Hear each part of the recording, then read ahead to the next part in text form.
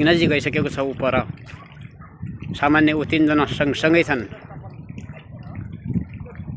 मलाई पनि त्यस्तै गरेर खेलाउँ जस्तो लागिरहन्छ, तर म त्यति अलि पर्फेक्ट छैन।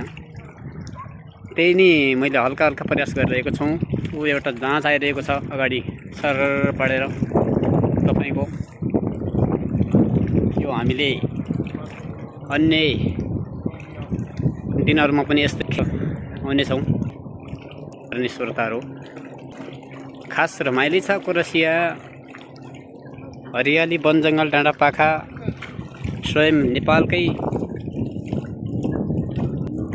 आधा हेर्ने हो भने नेपालकै जस्तो देखिन्छ। यहाँ वन जंगलदेखि लिएर डाँडा काँडा स्वयं नेपालको जस्तो देखिरहन्छ। तर यति मात्र छ, यहाँको हावापानीदेखि लिएर विभिन्न वातावरणमा घुलमिल गर्न हामीलाई केही समय लाग्ने भएको छ। यहाँको भाषा, रहनसहन सम्बन्धी केही समय लाग्ला। ओ 3 जना साथीहरू गइरहेछन्। उपरबाट जाँच आइरहेको छ। अनि जाँच आहा पारीको यो कोलिजा भन्ने एउटा गाउँ हो। हामी केही दिन अगाडि त्यो गाउँमा पनि हाम्रो डावर्साको एउटा घर बनाउँदाखेरि नै हामी त्यहाँ काम गर्न गइरहेका छौँ।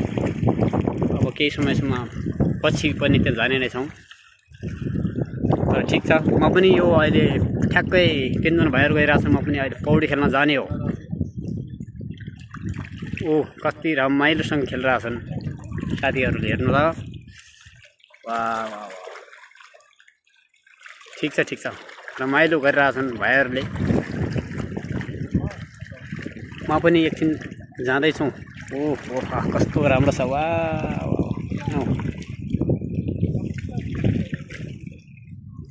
समुद्र धेरै उपर कति टाढा गइरहेछन्। वाह वाह वाह, हेर्नु न, धेरै रमाइलो।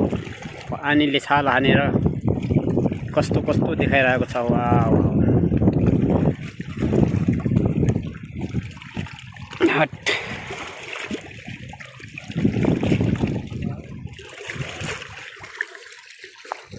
ओ कति